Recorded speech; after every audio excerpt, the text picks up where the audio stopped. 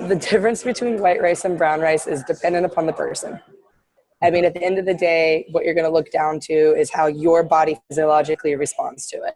Okay. Right? There's some people, and like we can, like the glycemic index doesn't matter. We can look, like none of that stuff really matters. At the end of the day, if you want to get picky, like eat one, see how you feel. If you feel good, keep eating it. If you eat another one, like I don't do brown rice well. Like I do white jasmine rice a lot better.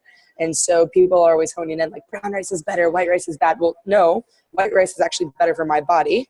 Whereas like my friend across from me right now, brown rice might be better for her body. Right. She's shaking her head, yes. So it's just, it's very dependent too, right? And so we're looking at, and then if you really want to get like nerdy, is looking at how your insulin responds to it. Gotcha. And that's just getting real nerdy and real fun. But everyone's different. Gotcha. Yeah, that's how I think a lot of these questions are going to be with that undertone is it depends. It really depends on your goals, how you digest things. But so with that in mind, we'll just go through all these questions. Cool. Jasmine rice is also my favorite, although make sure you wash it because I opened up a bag and it had a piece of rubber about that big inside of it. Black rubber. So anyway. I'm not going to lie. I get my jasmine rice imported from Thailand. Yeah, that's where it was from. It was the first time I was like, do I actually need to wash this stuff? And then I looked through the bag and there's this big hunk of rubber. So yeah, all dry food, like even if it's like nuts, beans, rice, all dry food, you should always rinse first. Yeah. Awesome. All right. And this was the first question we got on a Facebook post. And I'd be interested to hear what you say. And I'll paraphrase it. Because she had mentioned Oreos at one point, but she says, any quick solutions to weight loss? And I think the rest of it was she's been working out, but she has a really sweet tooth for Oreos. Do you have any quick solutions to weight loss? I think I know what you're going to say. I just think other people would like to hear it from someone who works in nutrition. So, I mean, at the end of the day, it's my answer for all these is, I'm just going to preface, everything's always going to be like, it depends, right? So if she's looking for a quick solution for weight loss, but she has a sweet tooth, I'm going to say, all right, where's your fat content at first off? Because usually when fat intake is too low, people crave sweets. But I'm also going to say, okay, what's her carb intake at? If her carb intake is too low and her body is just genuinely screaming for more carbs, she's going to be gravitating toward Oreos or, sweets, something like that. So first off, we have to look at it and go, okay, is she consuming enough food? If she's not consuming enough food and she's training a lot, well, she needs to eat more food and she'll probably lose weight when she eats more food. The second thing is then going to be, okay, what is her macronutrient ratio, right?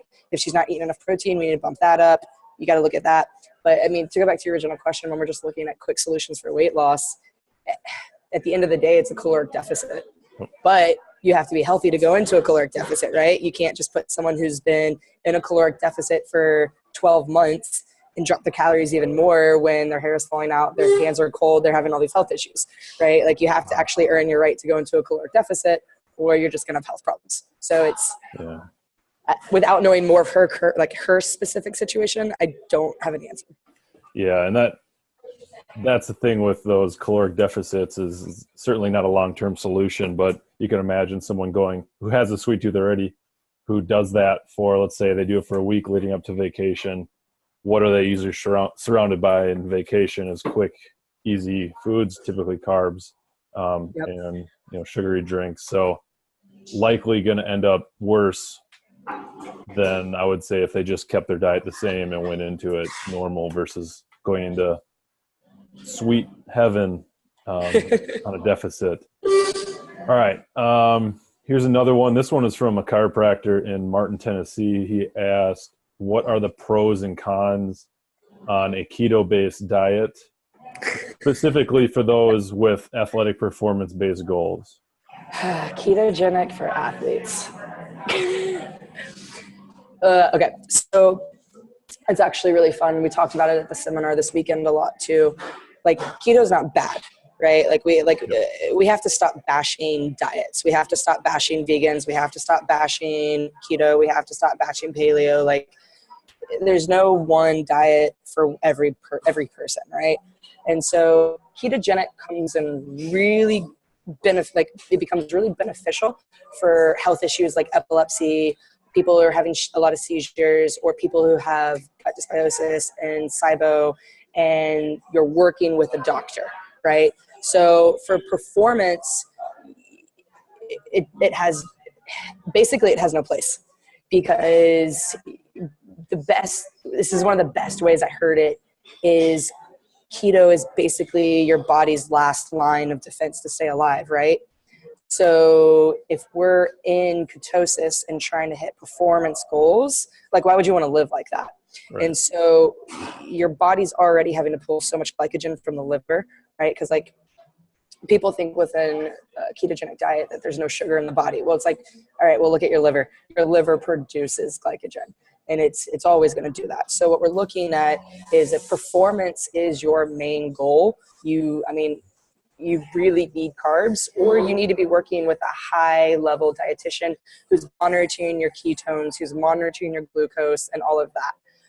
Can you be on keto and still eating 200 grams of carbs a day and doing performance? Absolutely.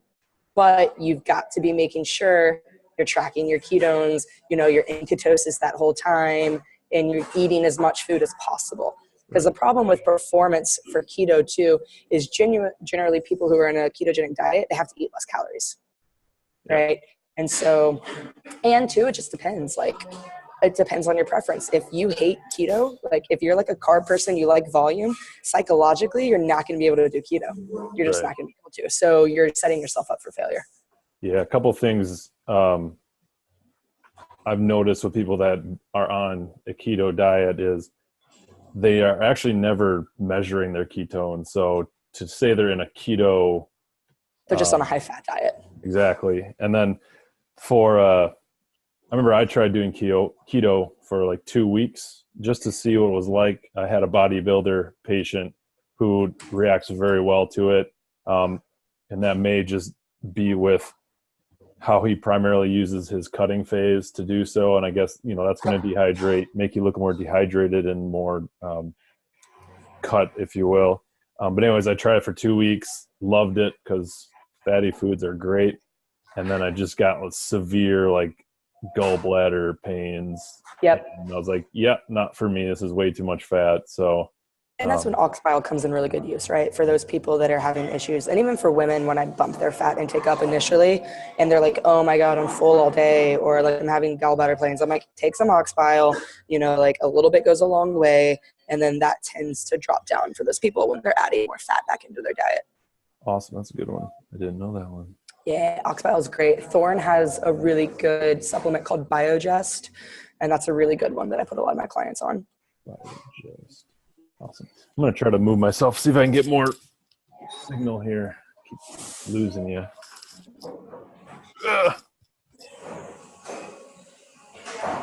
Lean back. All right. Excellent. And then also, he also put paleo in with that, but I think the same kind of similar premise can be made with that. It all just depends on your goals and your health markers, right? Like everything's always like, what are your goals? What's your lifestyle? And what are your current health markers at? Like, I love the paleo diet for people. As long as if they're performance based, we're just making sure we're getting enough carbohydrate while eating a paleo centered diet, right? Yep. Yeah. And I heard he calls himself the muscle doc, Jordan Shallow. I love him. He's so great. So they were talking the other day and he goes, you got to understand, are you trying to eat for performance or for health? He said, because they're not the same thing. And he goes on to say, he's like, I'm not worried about what I'm going to be doing when I'm 60 years old. I'm worried about how much weight I'm going to lift off the platform next week. So exactly that kind of stuff. Yeah. It goes back to your goals. And if you're hitting a high intensity interval training every single day, but you want to eat keto or paleo, you can do that for maybe a couple weeks or a short period of time, but at some point your body's going to need those carbs. I mean, that's how your brain functions and even too, we're looking at, all right, like if you're doing that, what's your blood pressure like, right? Like what's your waking heart rate? Like are you even earning those workouts? Should you be doing those high intensity interval training? Yep. Like if you've got blood pressure at like 140/80, like you probably shouldn't be doing high intensity interval training for every workout. Mm-hmm. Yeah. Ugh. I see that a lot. It's fun though. They got a good community around those types of workouts. There's like it, but long-term solutions not the best. And the biggest thing is when you look at the highest performing athletes in, not to demonize CrossFit or anything, but the top performing guys and girls do not do those workouts year round. They're primarily on a strength-based regimen, and then as they start leading up to the competitions, they increase their conditioning, their aerobic capacities and stuff like that. So a lot of people are like, well, if I just do the WOD every day, I'm going to get really good. Yeah. And when people don't realize too, like they're genuinely professionals. Like they eat, sleep, and train. Let's see here. This one is from a coach in Nashville. He said, is it as easy as calories in and calories out? Yes and no. Right? So can you hear me? Yeah, sorry, I lost you a second. Very fine. I said yes and no. Yep. So if you're healthy and everything's functioning properly, then yes, right? Like we can cut calories and you can lean out and your aesthetics will change and you're good. But if you're not sleeping through the night and you're having your hair's falling out, your hands are cold, like there's all these health issues coming in. Like if you're waking up to pee 4 times in the middle of the night, like that's not healthy. It's common, but it's not normal. We're not supposed to do that. And so then you have to go, okay, I'm not ready to cut more calories. I need to sleep through the night. I need to feel good. I need to freaking poop good, right? Because people don't do that today. They don't know what a healthy poop looks like. And so like if you have all of those biofeedback markers where your blood pressure's good, your heart rate's good, you're sleeping through the night, you have energy, then yeah, cut calories. Yeah. People would be surprised how often, God, I need to get closer to the router. Man, this is horrible. How surprised people are when I tell them that pooping once or twice a week is not healthy, or pooping every other day or something like that. It's like, you should have a couple solid movements each day. Like, yeah. Like, well, but it's normal. I've always been like that. I was like, well, I don't know what to tell you, but things need to change. Likely to say that's not healthy and you need to add in or change something. Yeah. And when you look at once things are normal, then you can cut calories and like everything starts to change, right? So like my coach, they had me at like 3,800 calories for 12 weeks. We dropped down, I'm cutting right now on 3,000 and I lost 7 pounds in 3 weeks, right? Like now my body, like I'm cutting on 3,000 calories, right? But like we set myself up to do that properly. So that's why I say yes and no. Yes, just cut calories, but if health's already shit, it's just going to keep being worse. Yeah, because it's always a foreign concept. When you think intuitively, it makes sense that if I take away calories, then I'm going to be burning more than I'm taking in, so I should lose weight. And then also on the other side is, well, if I eat more calories, I'm going to gain weight if I keep my activity level the same. However, once your body, and agree or disagree, whatever, when your body is at a low calorie state, it's going to try to hold those calories a lot more. And what happens is when you're at that low calorie state for too long, you're going to see is other what's the word I'm looking for? Other energy systems in the body start to shut down. Yep. Right. So like there's a study from 2014, 13, I don't remember the name of the study, but like when people dieted, they were healthy, they dieted for 12 weeks, their thyroid markers went down, everything went down, and then 12 weeks reverse dieting back up, they still weren't fully recovered, right? So like when you diet, it's normal for part of your body to shut down, right? Like people freak out, oh, my thyroid's doing this. That's normal when you're dieting. It's just you can't do it chronically too long. So it's not that your body starts to like hold on. It's more that other energy systems start to shut down and don't function optimally. I see. Okay. That makes sense. Let's see here. Reverse dieting. I know when the first time we talked, you mentioned that a lot. Why don't you go into that briefly and explain that? Yeah. So reverse dieting, it's just a tool for certain people, right? So the majority of clients that come to me are under eating, and I need to bump their caloric intake by like 1,000, just most people who come to me. And you have two ways of doing that. I can just go, here's 1,000 more calories, start eating them. Scale might move a couple, like the first week, right? And then it's going to level back out because the body's now going, oh my God, I'm sleeping. I use this food to actually function like I'm supposed to be. A lot of women that I work with can't psychologically do that. If I was to look at a woman who's been struggling with body image issues and food issues for 8 years, and I said, you've been eating 1,400 calories and I need you to eat 2,400, she'd lose her shit. So reverse dieting, it's not necessary for everybody. It's really not. And right now it's like, I feel it's like a hot term in our industry right now where everyone's like, everyone has to slowly reverse diet. And I'm like, you don't. Yeah. But it is helpful for some people. And what that is you slowly increase food every like 10 to 14 days based off of biofeedback. So for example, if I have a client that comes to me and she's eating 1,400 calories and I need her at like 3,000, and I know she psychologically can't do that jump. Like she'll lose her mind. What I'll do is go, okay, I'll add like 200 to 300 calories every like 10 to 14 days until we get her to where she needs to be, because it's a lot easier psychologically and emotionally for people to handle that. Right. That makes sense.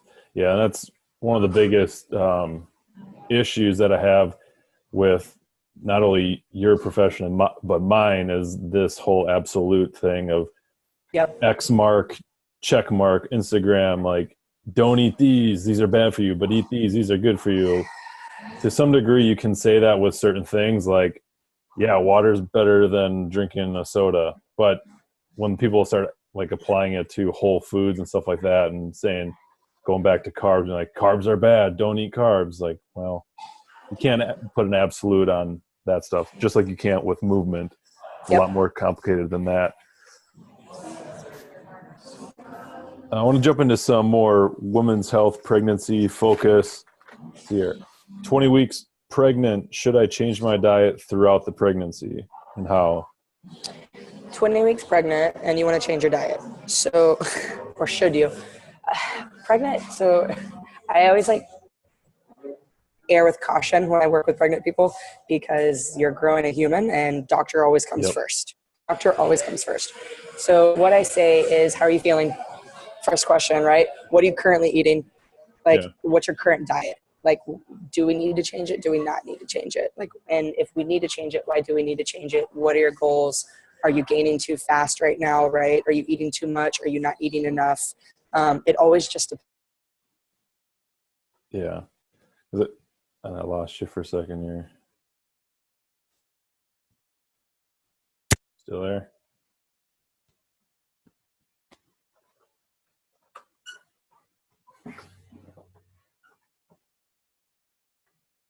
Technical difficulties. I can't hear you. Sorry. Okay. There you are. It just shut off for a second. What? I said it just shut off for a second. Sorry. Did you get any of that? I got to, so basically let's just start like you mentioned. Yeah, go in the doctor, making sure everything's good there. How are you feeling now? And then off of that. And then like, what are your goals, right? So like, what's your current diet looking like? Like, all the changes we might need to make is you just need to eat more fruits and veggies. Because like, there's this, I don't know why in America people do this, but they're pregnant and they gain like 70 pounds. And it's like, you don't need to eat for two. Like, there's just this common misconception you need to eat for two. You only need to increase your calories like 300 to 400 for a pregnancy.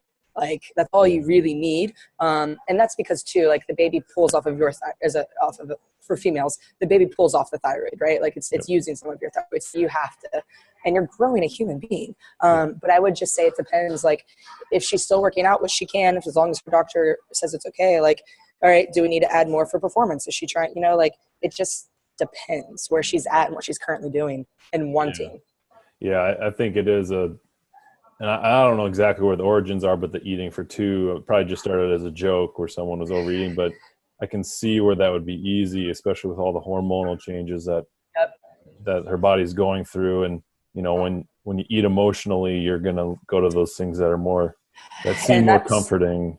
And that's so much stress on her body and the baby, right? So when we're looking at nutrition, we also have to remember and this is for all people, not just pregnant people, but like when we eat stressed out, when we eat emotionally, our body processes it differently, and we don't actually break the food down the same as if we're eating relaxed. Yeah. And so like I have clients that are like CEOs of companies that I make like, cause they're so high stress, like they're so sympathetic all the time. And I'm like, hey, before you eat lunch, you need to go box breathe, get in a small room that's like calm, breathe, and then eat your food, right? Yeah. Because they've got to be eating relaxed. And the same with pregnant women, like their hormones are crazy sometimes. All right, well, first off, like we should sort the hormones out a little bit. Like they shouldn't be so high up and down all the time. But two, if they are finding themselves stress eating, working through those emotions, box breathing, calming down, and then eating their meals. Awesome. I was going to say something, though I lost it. Dang it.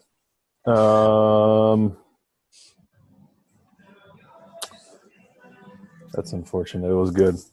If I think of it, I'll say it. All right, let's see here. And then taking off of that, what would you say as far as general guidelines behind how much calories you should increase once you start breastfeeding? God, it also breastfeeding, it just depends. I'm really sorry for everybody that I say that all the time. But it really does, right? Like what you can burn up to like, what is it, like 2,000 calories a day breastfeeding? Some people, like, you can burn a stupid amount of calories just breastfeeding alone. And so, for example, I have a client that just came to me. She is 4 weeks postpartum, and her previous coach put her on 1,700 calories while she's breastfeeding. Added or total? Total. Like that was it. Like, because what happens when women give birth? They want to lose their weight as fast as possible. Yep. So they put her on a cut, and this was what happened with her previous child. And I said, did you stop producing milk at any point on 1,700 calories while you were breastfeeding? And she goes, yeah, in 4 weeks. And I was like, yeah. So like we're reverse dieting her because she's got some mental stuff where she can't just eat 3,000 calories. Yep. But you need food, and like you have to recognize like it's just going to take you a little bit longer to probably lose the baby weight, but that's okay, right? Your first concern should be feeding your child with your body first and then worrying about the weight loss later. But you're going to burn through so much fat and that weight that you had gained in the pregnancy just by breastfeeding alone. So if everything's functioning properly, yeah. So like women that are breastfeeding at minimum need like 2,500 calories usually. Okay, gotcha.